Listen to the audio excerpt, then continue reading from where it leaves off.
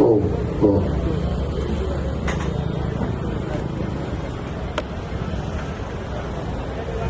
एक बार सभी मिलकर के मेरे साथ बोलेंगे, बोलिए छत्रपति शिवाजी महाराज की, बोलिए माता जीजाभाई की। आज के इस कार्यक्रम में उपस्थित हमारे डॉक्टर बसंत केशव मौर्य जी जो इतिहासकार हैं, रणधीर गोलन जी और हमारे समर सिंह जी, सुरेश सरपंच हमारे बस्ताड़ा के, और अजीत भोंसले जी जो अभी यूपीएससी के सदस्य हैं, और इस कार्यक्रम के सारे जो आप आयोजन देख रहे हैं पिछले कई वर्षों से हो रहा है, इस सारे के अमूल्य सूत्रधार के रूप में उपस्थित हमारे यहाँ आदरणीय वीरेंद्र मराठा जी, वर्मा जी, और संयोजन देख रहे थे। ये इतना ही कद होता है मराठाओं का, लंबे चौड़े छोटे बड़े सभी प्रकार के होते हैं। तो ये है ना, आज आजा भाई, ये देखो ये पीछे छुपा खड़ा है, इसके लिए भी तालियां बजाओ। जो कार्यक्रम का देखो, मैं समय बहुत हो गया, आप लोगों ने बहुत दूर दूर से आए, आगे जाना भी है। मैं 2-3 बातें कहूंगा इसके लिए। ये जो पानीपत का मैदान है, इसने 5 बड़ी लड़ाइयां देखी हैं। एक लड़ाई 5500 वर्ष पहले लड़ी गई थी, फिर 4 लड़ाइयां उसके बाद में लड़ी गई हैं। इन सारी की सारी लड़ाइयों में हार का एक ही कारण रहा है। जो 5500 वर्ष पहले लड़ाई लड़ी थी वो पांडवों ने जीती थी, पर भारत ने हारी थी। पांडव जीत गए थे उस युद्ध में, भारत हार गया था। सारी शक्ति छिन्न भिन्न हो गई थी, और उसके बाद में बाबर की और इब्राहिम लोदी की लड़ाई इसी पानीपत में हुई। वीर हेमू और अकबर का जो सेनापति बैरम खां था, वो भी इसी पानीपत के मैदान में लड़ा।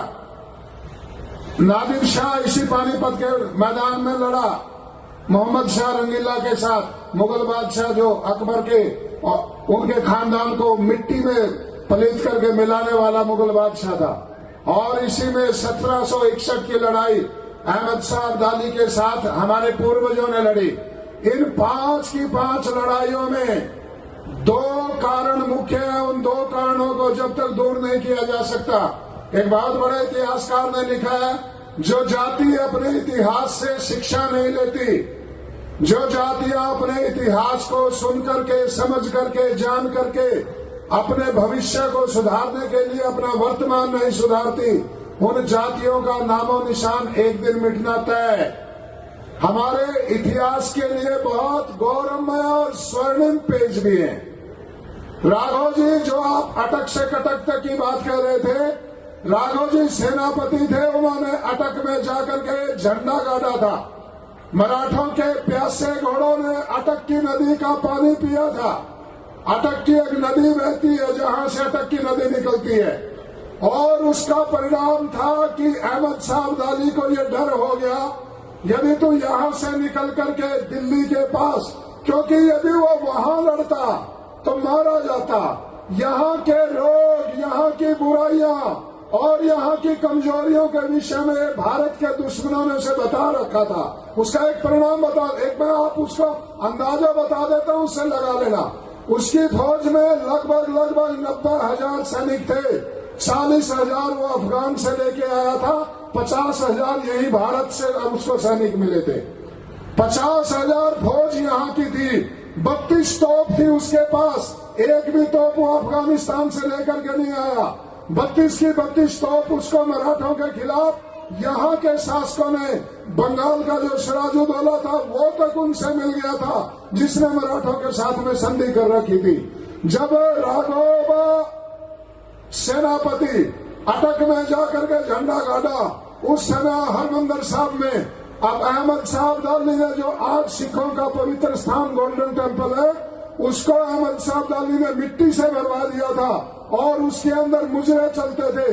अपने सैनिकों को छोड़ के आया। ये मराठा वीर सेनापति राघव जी का काम था। उसी अहमद साहब दाली के सैनिकों से उसने हरमंदिर साहब की मिट्टी निकलवाई और उनको उसी सरोवर में डुबो करके मारा। यह सिख इतिहास में आज तक भी लिखा हुआ है।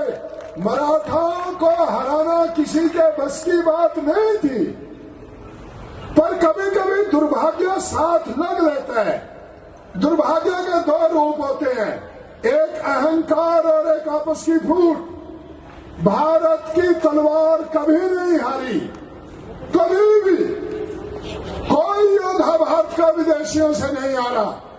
हारी तो भारत की फूट हारी और आपस का अहंकार ले बैठा। थोड़ी भी आपस में सहन शक्ति का अभाव है।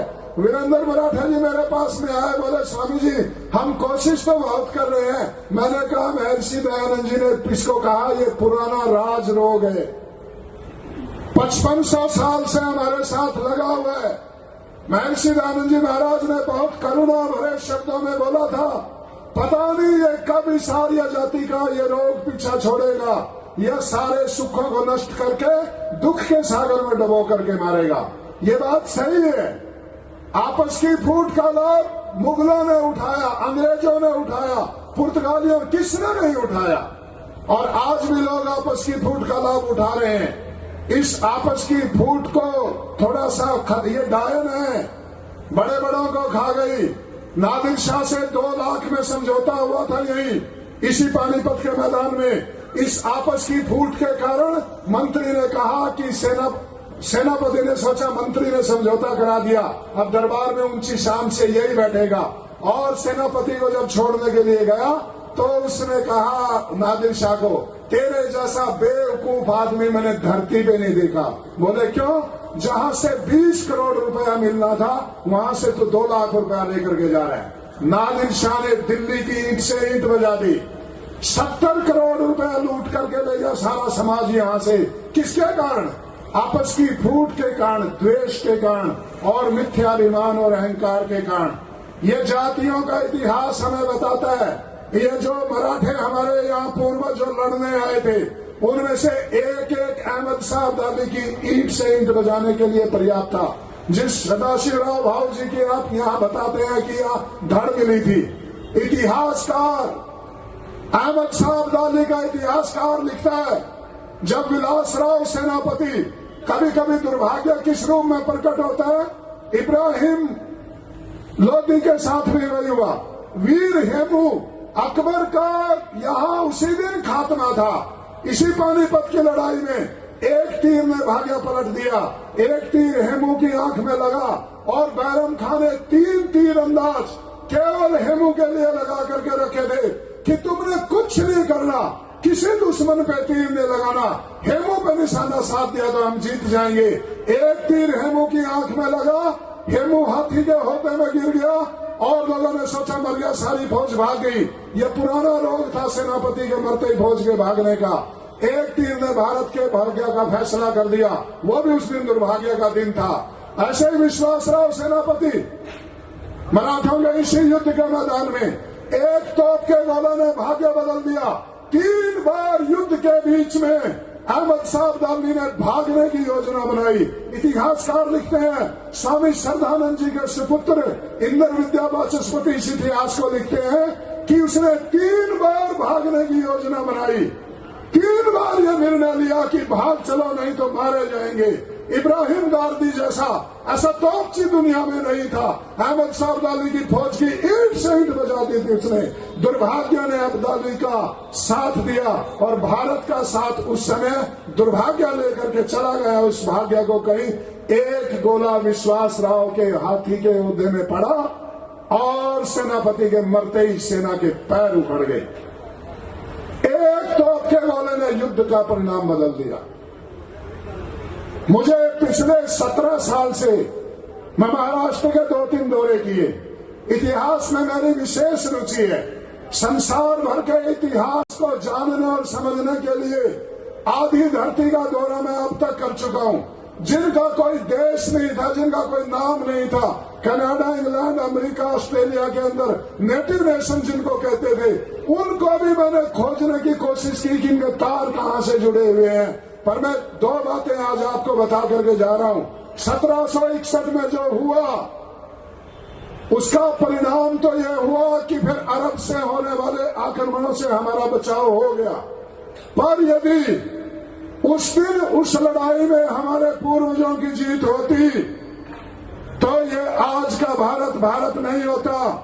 आपकी रिश्तेदारियां ईरान तक होती, आप अपनी गाड़ियों में बैठ करके यूरोप में व्यापार करने जाते, क्योंकि भारत से बाहर निकलने का एक ही रास्ता था, वो अफगानिस्तान का रास्ता था। तीन तरफ से तो भारत समुद्र से घिरा हुआ है, इसलिए पुराने शास्त्रों में उसका नाम अफगान देश है।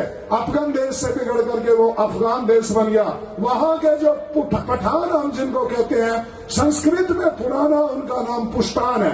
ऐसा नहीं है कि वो मुसलमान धरती पे पैदा हुए थे, भाई तो हमारे हैं, भाई वो भी हमारे हैं। हमारे ही भाइयों ने हमारे कोई भाइयों को काटा।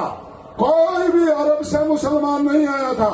हम में से बिछुड़ करके हमने मिथ्या अहंकार, जाति पाति, ऊंच नीच, छुआछूत, इसके कारण मुसलमान बन गए।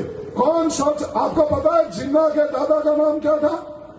जिन्ना जिसने पाकिस्तान बनवाया, मोहम्मद अली जिन्ना, इसके दादा का नाम था पुंजाबाई ठक्कर। गुजरात का व्यापारी था।